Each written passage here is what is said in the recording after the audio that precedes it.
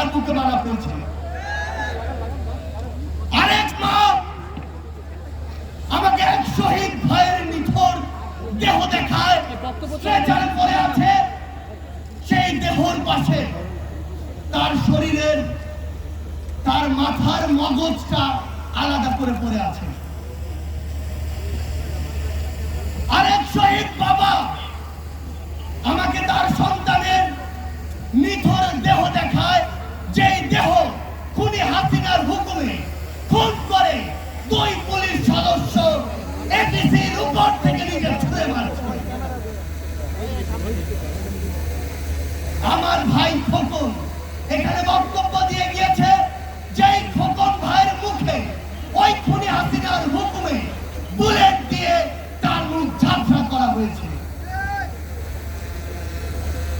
আমার টাঙ্গাইলের 18 বছর বয়সের ভাই হিমেল, যার মুখে ওই খুনি হাসিনার হুকুমে পুলিশের কিছু সদস্য 350 ছোড়া বুলেট মেরেছে। 2024 সালে ছাত্র জনতার অভ্যুত্থানে হাজারো এমন চিত্রের মধ্যে এগুলো হচ্ছে কয়েকটি চিত্র।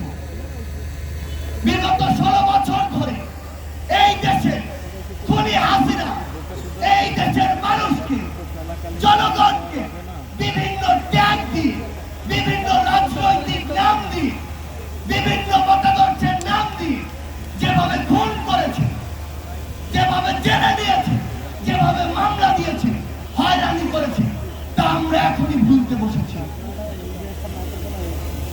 আমরা বিগত 16 বছরে বাংলাদেশের সকল রাজনৈতিক দল বিভিন্ন সময়ে বিভিন্ন ভাবে তাদের বিরুদ্ধে বিভিন্ন ভাবে নামার চেষ্টা করেছি। আমরা কি সফল হয়েছিলাম? বিগত 16 বছরে যখন আমরা এককভাবে বিভিন্ন ব্যানার নিয়ে রাজপথে ওই খুনির বিরুদ্ধে নেমেছি, আমরা কিন্তু সফল হইনি।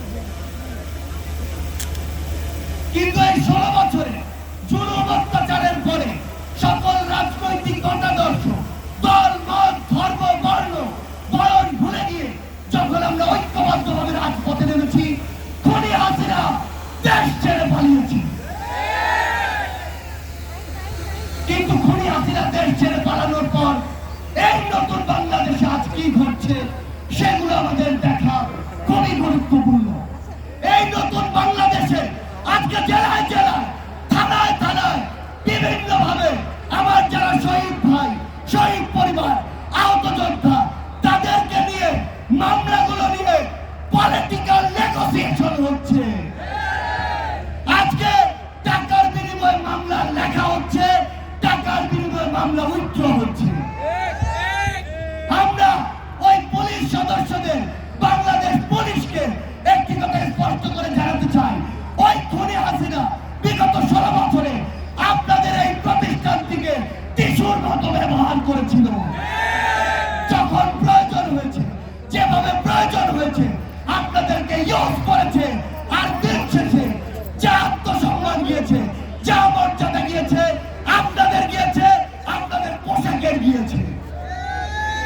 কিন্তু আজ এই অভ্যুত্থান পরবর্তী সময়ে আপনাদের ওই পোশাক থেকে যদি ওই খুনি হাসিনার দোসররা কিংবা অন্য কেউ কিংবা অন্য কোন গোষ্ঠী অন্য কোন ভাবে ব্যবহার করার চেষ্টা করে, তাহলে আপনাদেরকে এক সময় আস্থা করে নিক্ষেপিত হতে হবে।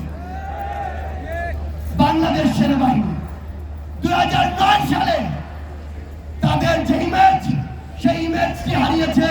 ওই মিডিয়ার হত্যাকাণ্ডে যখন তাদেরকে, তাদের অফিসার ভাইদেরকে হত্যা করা হয়, তারা নিশ্চুপ ছিল ওই খুনি হাসিনার চক্রান্তে, খুনি হাসিনার হুকুমে। ওই শাপলা চত্বরে যখন আমাদের ভাইদেরকে বিভিন্ন ট্যাগ দিয়ে উগ্রপন্থী বলে হত্যা করা হয়েছিল, তখন যখন বাংলাদেশ সেনাবাহিনী তাদের জায়গা থেকে ওই তাদের পাশে দাঁড়ায়নি, প্রতিবাদ কি করেনি, তখন তাদের ইমেজের ক্ষুণ্ণ হয়েছিল। 2024 সালে ওই কারফিউ দিয়ে খুনি হাসিনা যখন মসজিদের দিকে থাকতে চেয়েছিল, তখন সেনাবাহিনী রাজপথে নেমে তাদের ইমেজের ক্ষুণ্ণ করেছিল।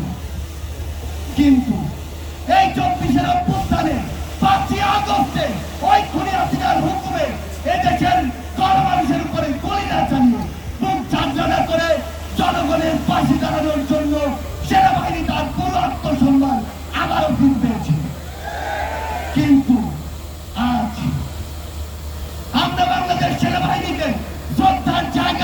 একটি কথা স্পষ্ট করে বলতে চাই, ওই খুনি হাসিনা কিংবা তার দোষর কিংবা ভারতের কোনো দালাল কিংবা কোনো এজেন্ট যদি আপনাদেরকে ব্যবহার করে বাংলাদেশের মানুষের কাছে আসা, বাংলাদেশের মানুষকে আপনাদের মুখোমুখি করার বিন্দুমাত্র চেষ্টা করে, আমরা আপনাদেরকে আমাদের জায়গা থেকে বলে দিতে চাই, আহ্বান করতে চাই, এই চেষ্টা যেন সকলে আমরা একসাথে প্রতিরোধ করি। আপনারা যেন আপনাদের জায়গা থেকে এমন কোন চেষ্টা বাংলার মাটিতে সফল হতে না দেন। আমরা স্পষ্ট করে আমাদের